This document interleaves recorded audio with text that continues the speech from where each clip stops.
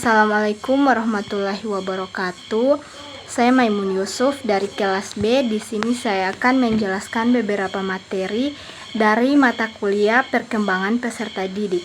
Jadi, perkembangan peserta didik itu melibatkan berbagai aspek termasuk fisik, kognitif, sosial, dan emosional.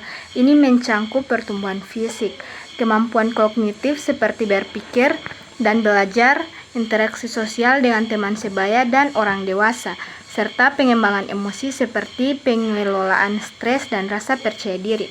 Peran pendidik sangat penting dalam mendukung perkembangan holistik ini melalui pendekatan yang beragam dan mendukung.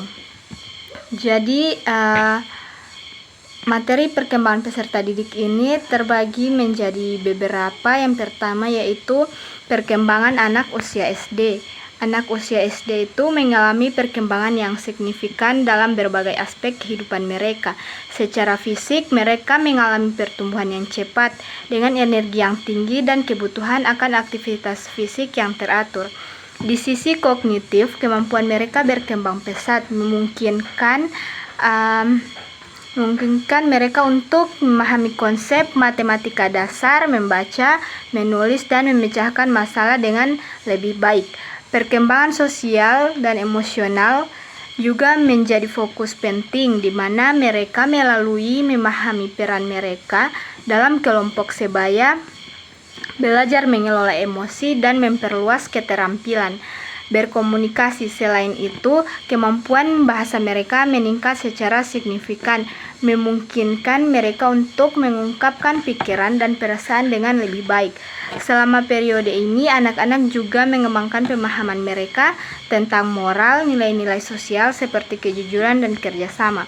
Dukungan dari pendidik dan orang tua sangat penting dalam memfasilitasi perkembangan holistik ini, dengan memberikan lingkungan yang merangsang, dukungan emosional yang konsisten, dan kesempatan untuk bereksplorasi dan belajar melalui pengalaman langsung. Selanjutnya ada hukum perkembangan.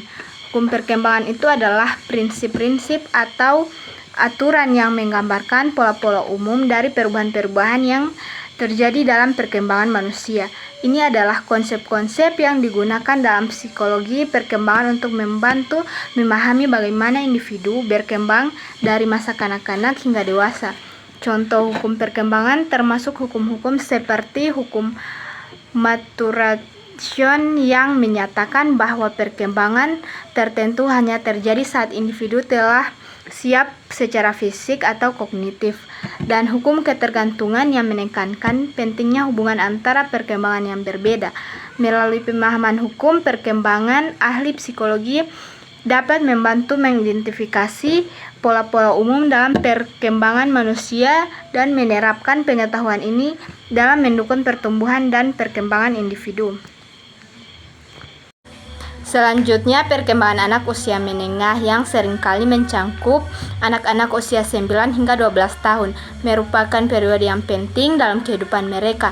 Secara fisik, anak-anak pada usia ini sering mengalami pertumbuhan yang cepat dengan perubahan fisik seperti peningkatan tinggi badan, perkembangan otot, dan perubahan pada sistem hormonal yang menandai awal pubertas pada beberapa individu.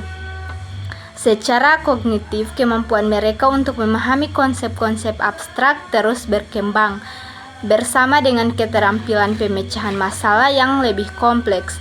Di sisi sosial, anak-anak menengah sering mulai menemukan identitas sosial mereka, menjalin hubungan dengan teman sebaya, dan mulai lebih memahami norma-norma sosial dan budaya.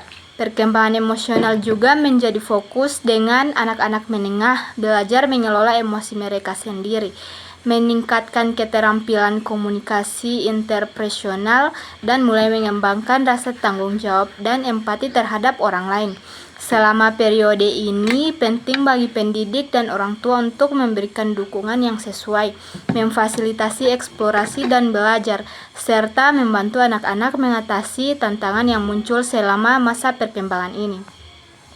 Selanjutnya ada materi perkembangan anak usia dewasa. Pada perkembangan anak usia dewasa ini yang seringkali mencangkup rentang usia dari akhir remaja hingga awal Dewasa muda adalah periode yang ditandai dengan banyak perubahan dan tantangan. Secara fisik, mereka telah mencapai pertumbuhan maksimal tubuh mereka, tetapi masih mengalami perubahan fisik seperti pengembangan otot dan kesehatan reproduksi. Secara kognitif, kemampuan mereka untuk berpikir abstrak terus berkembang, serta kemampuan untuk merancang masa depan dan mengambil keputusan yang kompleks. Selanjutnya itu di sisi sosial, mereka mencari identitas mereka sendiri, menetapkan hubungan yang lebih serius dan memainkan peran yang lebih aktif dalam masyarakat. Perkembangan emosional juga penting, dengan anak-anak muda belajar mengelola stres, mengatasi tantangan dan membangun kemandirian serta kepercayaan diri.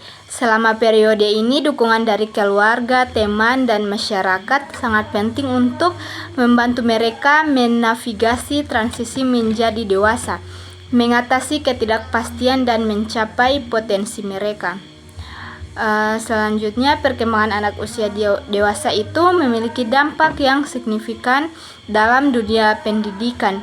Pendidik perlu menggunakan pendekatan pembelajaran yang beragam, mengakomodasi gaya belajar yang berbeda, dan mendorong keterlibatan maksimal. Selain itu, pembelajaran harus melibatkan perkembangan keterampilan hidup praktis yang diperlukan untuk sukses di dunia nyata, serta mempersiapkan mereka untuk karir dan kehidupan yang produktif. Program pendidikan juga harus memberikan kesempatan bagi anak-anak usia dewasa untuk mengeksplorasi minat karir mereka dan membangun kemandirian serta kepercayaan diri mereka. Perkembangan anak dewasa memiliki implikasi yang signifikan di bidang pendidikan. Yang pertama yaitu pendekatan pembelajaran yang beragam. Pendidik perlu menggunakan pendekatan pembelajaran yang beragam untuk mengakomodasi kebutuhan individu dan gaya belajar yang berbeda pada anak-anak usia dewasa. Ini termasuk penggunaan teknologi, proyek berbasis tim, dan pembelajaran berbasis masalah untuk meningkatkan keterlibatan dan motivasi. Kemudian yang kedua, pengembangan keterampilan hidup. Anak-anak usia dewasa perlu didorong untuk mengembangkan keterampilan hidup yang diperlukan untuk sukses di dunia nyata, seperti keterampilan komunikasi, manajemen waktu, dan keterampilan kerja tim. Program pendidik harus mencangkup pelatihan praktis dalam hal ini. Kemudian pengembangan karir. Pendidikan pada usia dewasa harus membantu anak-anak mengeksplorasi minat karir mereka, memahami opsi karir yang tersedia, dan mempersiapkan mereka untuk masuk ke dunia kerja atau melanjutkan pendidikan lebih lanjut. Kemudian yang keempat, perkembangan kemandirian. Program pendidikan harus merancang pengalaman yang memungkinkan anak-anak usia dewasa untuk membangun kemandirian dan kepercayaan diri mereka. Ini termasuk kesempatan untuk mengambil tanggung jawab dalam proyek-proyek, memecahkan masalah secara mandiri, dan mengelola waktu dan sumber daya dengan efektif. Kemudian, pendampingan dan dukungan. Pendidikan dan konselor perlu tersedia untuk memberikan dukungan dan bimbingan kepada anak-anak usia dewasa dalam mengatasi tantangan dan mengambil keputusan yang tepat terkait pendidikan dan karir mereka. Dengan memperhatikan implikasi ini, pendidik dapat membantu anak-anak usia dewasa mencapai potensi mereka dan menjadi anggota masyarakat yang berkontribusi secara positif. Sekian pemaparan materi dari saya, lebih dan kurangnya saya mohon maaf. Wabillahi taufiq wal hidayah. Wassalamualaikum warahmatullahi wabarakatuh.